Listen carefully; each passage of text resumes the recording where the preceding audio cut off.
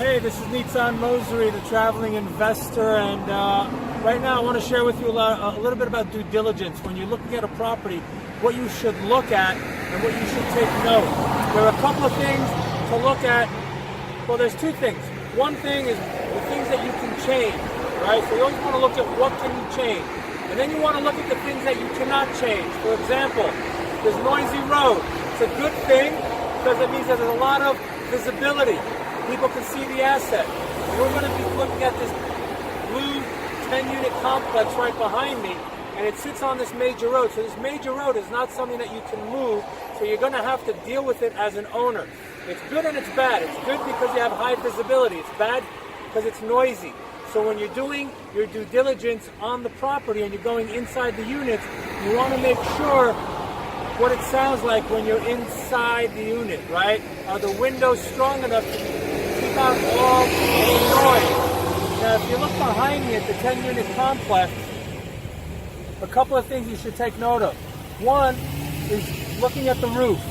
You see, from this angle, what I can see on the roof is that a lot of the tiles are peeling. The corners are peeling. I don't know if you can see it from here, but from my angle, those tiles are coming off. So from far, it looks like the roof is in good condition. However, if you know what to look for, that's a sign that the roof is very old, at the tile. So I would very much take a look at that roof a lot closer. And if you notice, at the end of the roof, there are no gutters.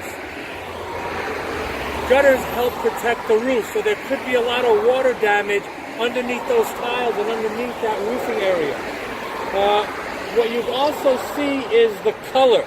Notice the color. Notice the curb appeal. There is really no curb appeal to this property. It looks very ugly. So that's something, that's an upside when we're doing our due diligence, right? We're also looking at what can we do to make this property better, but we're also looking to see what are the current issues of the property. There's only one egress and ingress, one way in, one way out. If you notice that there's a lot of empty space in the back, green grass that's just sitting there empty, could that be a value play? So when we're doing our due diligence with the city and looking for permits and so forth, we want to make sure that we can either build on it or we can use that piece of land for other things. And if you notice, I don't know if you can see it from here, but behind that white fence, all the way in the back, there's a train tracks. Now, when you're doing your due diligence and you want to buy this property, you want to do your due diligence and see what time do the trains go by. Do they go by at 2 o'clock in the morning? Are they the fast trains? Are they the slow trains? Do they make a lot of noise? All these questions. You also want to make sure that, this is a 10-unit complex. Does the seller and the owner have all the financials?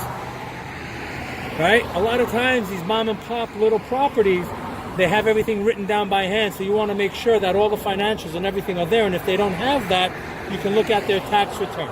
So there's a lot of things when you're looking to take into consideration. Another thing that I'm looking at in one of the units is that they have window units for air conditioning. We're in 2019. This is a really old building because it has window units.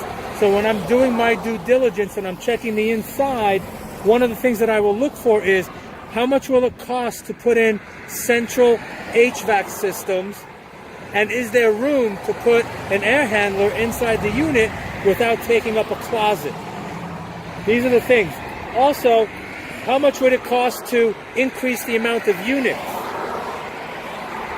How much would it cost to put a fence? Because some of the fencing, if you look to the right, the fence in the backyard, on the side yard, really looks in bad condition. So these are some of the things that when you're walking a property and when you're taking a look, your preliminary walkthrough or your due diligence inspection with your inspector, these are some of the things that you want to look for while doing your due diligence. So now we're at the back of the property, and what I want you to see is you see the fence. The fence here is broken, so this is access. This is safety issues. You want to make sure all fences and everything are correct, and how much it's going to take to fix it and to build a new fence. I also want you to see this land in the back. That could be a value play. That could be a value add, meaning when you buy the property, you can build, maybe you can parcel it off and sell it to somebody. Maybe you can put storage units on here, build a pool, amenities, playground, barbecue pits. There's a lot you can do here, so you need to figure out what is the highest and best use for this land. And if you span over here, you'll see the train tracks I was talking about earlier. This is something that you cannot move. So you need to make sure that this will not be a hindrance, this will not be a negative when it comes to the property and to the tenants and residents living on site. When you're looking at a property, you want to make sure that the satellite dishes are not attached to the roof, as you can see here. Because the satellite dishes will act like sails when the big wind comes and will tear off and will also rip off your roof. And if you notice behind them, there's a lot of shingles missing off the roof. So that tells me that this roof has been through a lot. You got to be able to learn how to read the story of a property just by doing a quick preliminary walkthrough and then get deep into it with your property inspector.